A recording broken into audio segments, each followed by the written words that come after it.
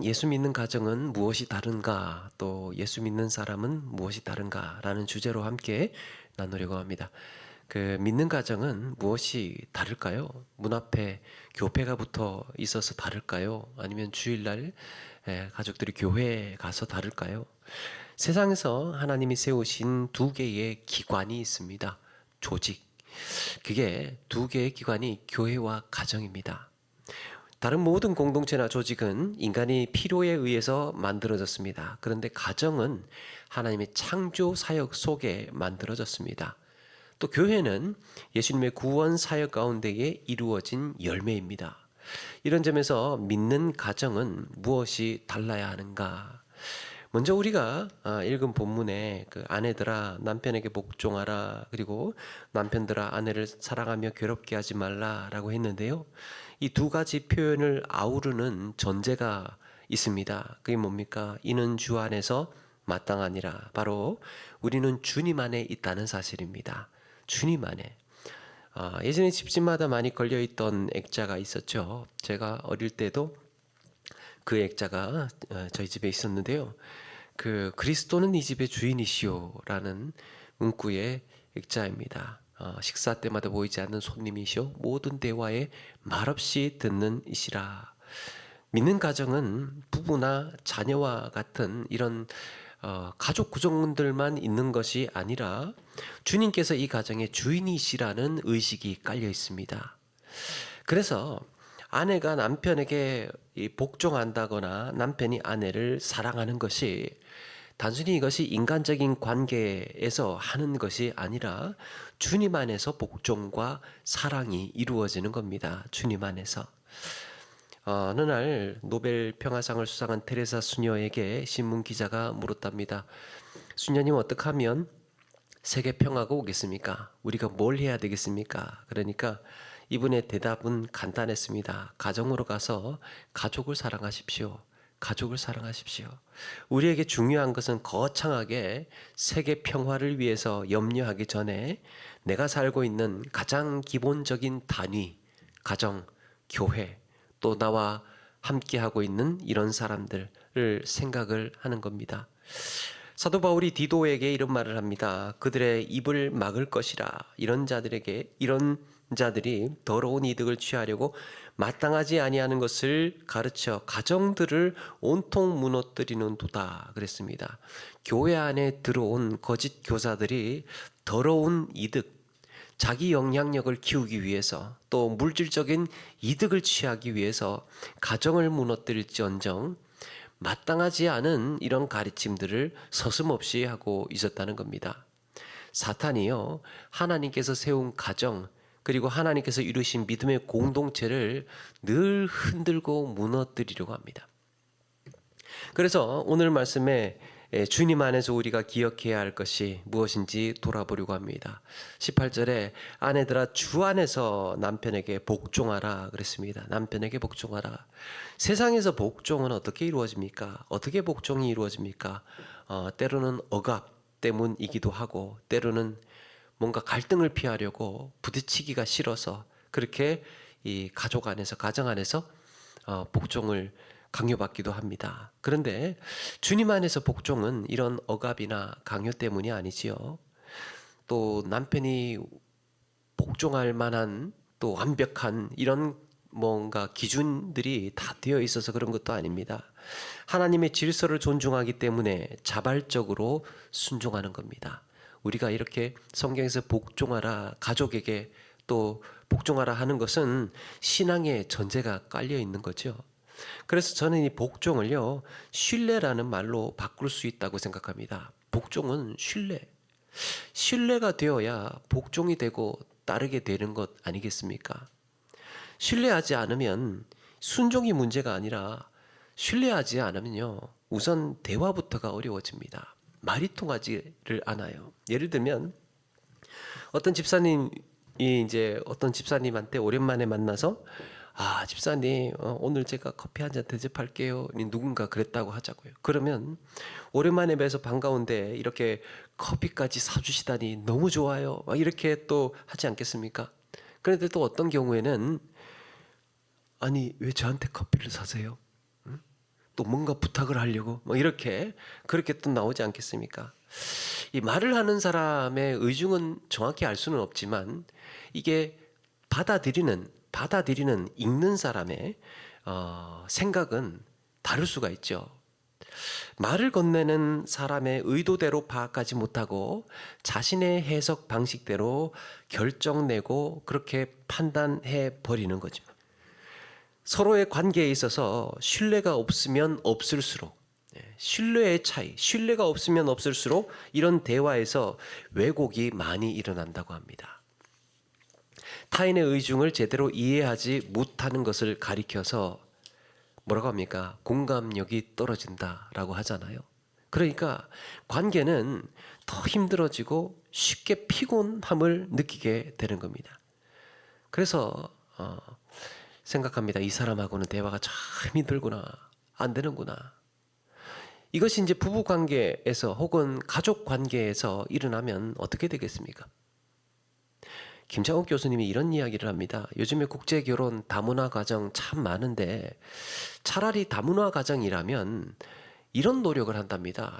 그래도 이 사람이 멀리서 이렇게 여기까지 와서 낯설고 문화도 다르고 언어도 다르고 그렇게 다 다르니까 다른 거를 인정한다는 거예요. 다르니까 더 이해해 보려고 더 배려하고 더 관심 가지고 그렇게 더 이해하려고 한답니다. 언어 다르고 문화 다르지요. 살아온 환경, 삶이 다르죠. 거리 멀죠. 그러니까 더 이해하려고 애를 쓴답니다. 그런데 한국 사람과 한국 사람끼리 결혼을 해도 언어의 장벽을 느낀다는 거예요. 한국말을 해도 못 알아들어 이렇게. 그래서 한국 사람끼리 결혼한 가정도 이제는 다문화 가정으로 이해를 해야 된다는 겁니다. 문화가 다르고 살아온 환경 다르고 생각이 다르고 같은 한국말을 써도 통하지가 않는 경우가 있기 때문에 우리 안에는 이런 서로의 이 다른 생각의 차이 또 우리 해석하는 왜곡되는 이런 것들의 차이가 이렇게 있는데요. 우리 안에 이런 대화를 방해하는 두 가지 신념이 있다고 합니다. 그 중에 하나가 불신의 신념이랍니다. 불신. 못 믿는 거죠. 우리는 성장 과정에서 혹은 사회생활이나 경험을 통해서 세상에는 아무것도 믿을 수 없다를 배운답니다. 게다가 이제 마음의 상처까지 있으면 이런 불신의 신념은 더할 겁니다. 믿을 게 없다. 믿을 사람이 없다. 부모님이나 주변 사람들한테도 배웁니다. 아무나 믿지 마. 세상에 공짜는 없어. 이렇게. 그러면서 이제 어른이 되면 누군가 베푼 호의에 이런 것들을 이제 비꼬아서 들을 수밖에 없고 감사라는 당연한 느낌으로 오는 게 아니라 거북하고 혼란스러운 감정으로 다가온다는 겁니다.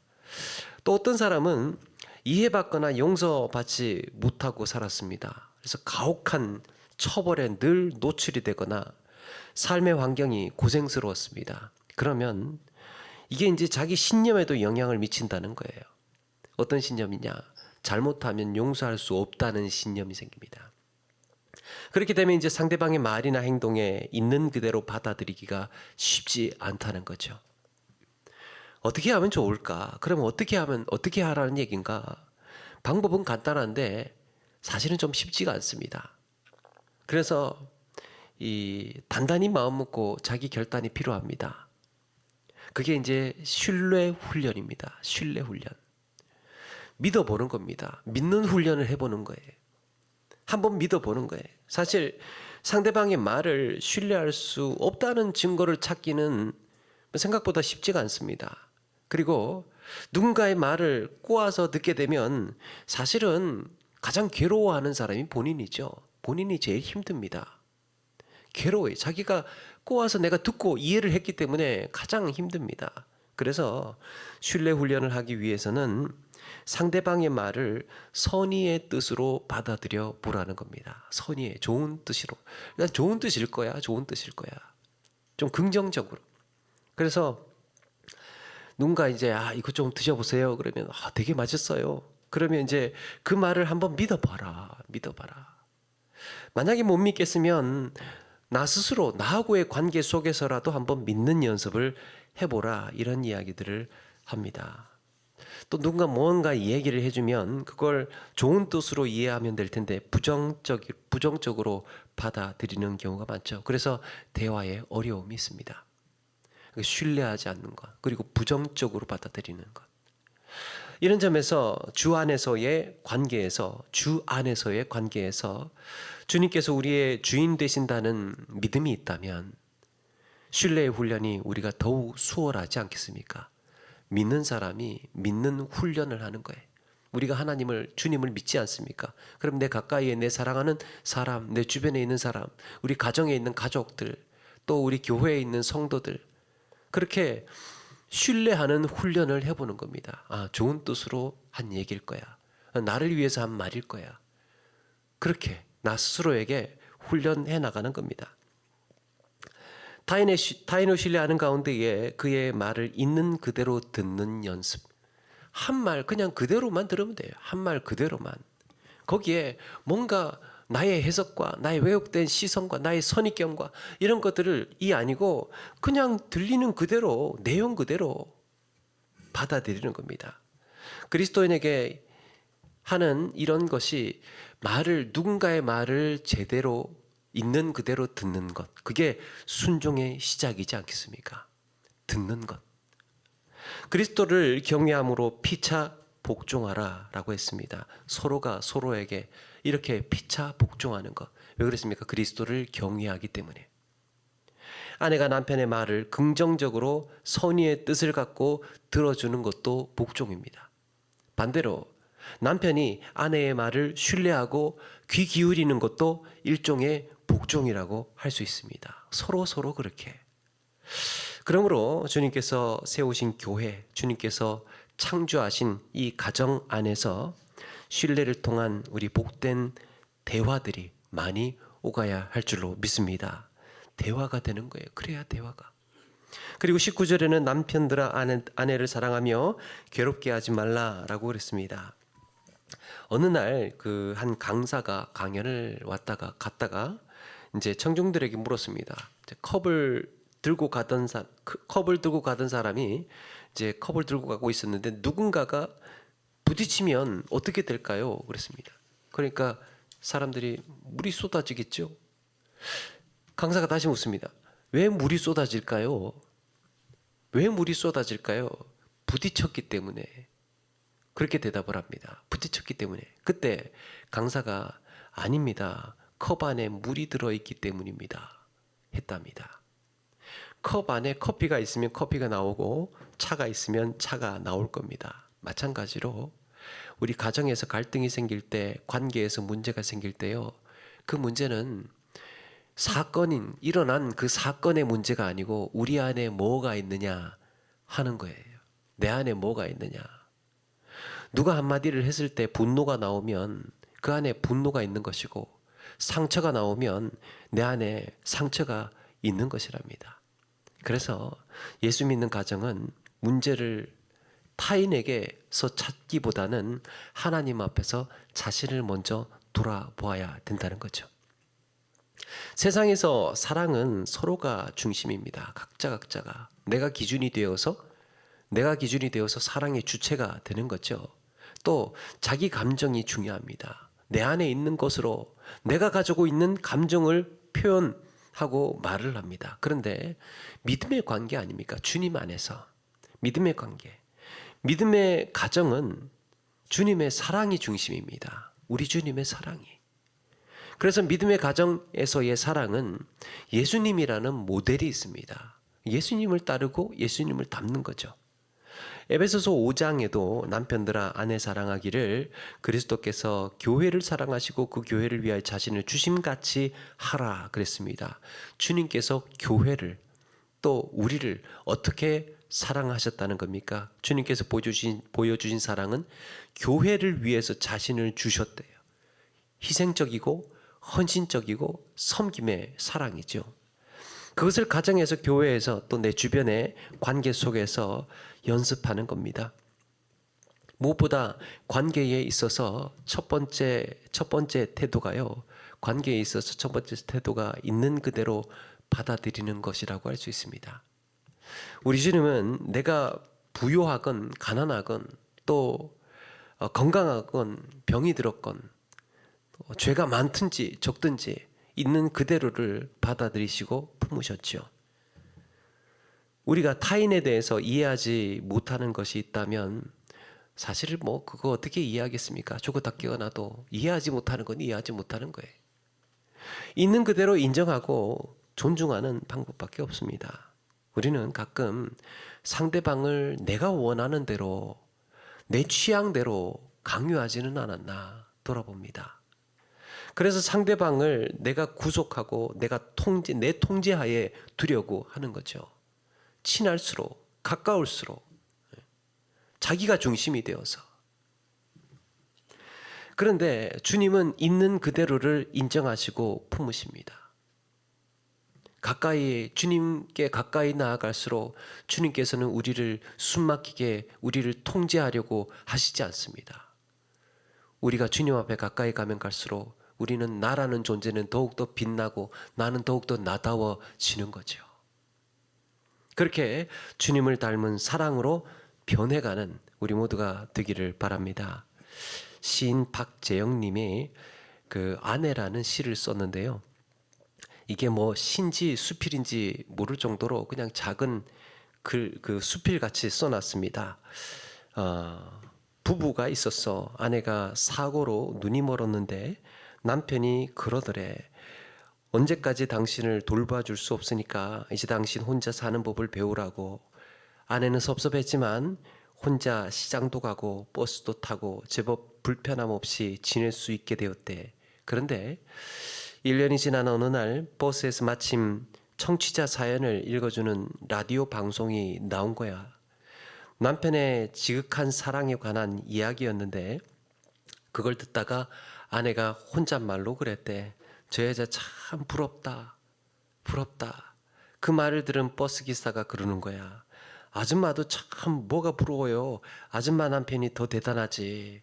하루도 안 그러고 아줌마 뒤만 졸졸 따라다니는구만. 버스기사가 그걸 매일 보고 있었던 겁니다. 아내의 뒷자리에 글쎄 남편이 있었던 거야. 남편은 가장 가까이에서 말없이 그늘이 되어주고 보호자가 되어주고 있었습니다. 이 누군가를 사랑한다는 것, 또 가족을 사랑한다는 건 뭔가 이렇게 화려하고 거창하지는 않더라도 이렇게 조용히 곁에서 응원해주고 지지해주는 것도 아름다워 보입니다. 누군가는 말합니다. 가정은 세상에서 가장 안전해야 할 공간이다. 그러나 현실은 가정이 가장 상처받는 곳이 되기도 한다. 두 가지입니다. 왜 그렇겠습니까? 가장 가까운 관계이기 때문입니다. 가장 가까운 관계이기 때문에 가장 가까이에서 적극적으로 지극히 도울 수 있고 또 지켜줄 수 있고 보호해 줄 수 있는 가장 안전한 곳이기도 하지만 반대로 가장 가깝기 때문에 가장 크게 또 상처받을 수 있고 가장 또 아픈 관계가 될 수 있다는 거죠. 우리는 여기에서 하나님께서 이렇게 가정이라는 공동체를 만들어 주셨다면 우리는 이 가정을 어떻게 가꾸어 나가야 할 것인가 한번 진지하게 돌아보아야 하겠습니다. 나는 우리 가족에게 안전장치인가? 안전하게 행복하게 편안하게 만들어주는 존재인가? 아니면 찌르고 상처 주고 아프게 하는 이런 존재인가 돌아보게 됩니다. 가장 가까이에 있기 때문에. 따라서 믿음의 가정은 내가 갖고 있는 어그러진 신념, 이 어그러진 신념을 타인을 향한 신뢰로 변화시키기 위해서 애써 나가야 합니다. 그리고 상대방을 내가 원하는 대로 통제하지 않고 있는 그대로 받아들이고 존중하는 이런 사랑으로 또 세워가야 하겠습니다. 서로를 대하는 우리의 말과 행실과 태도에서 믿는 자가 이렇게 다르다는 것을 조금씩 증명하면서 살아가는 우리 모두가 되기를 바랍니다. 그렇게 주님의 사랑이 깃든 가정으로 세워가시는 저와 여러분의 삶 되기를 주의 이름으로 축원합니다.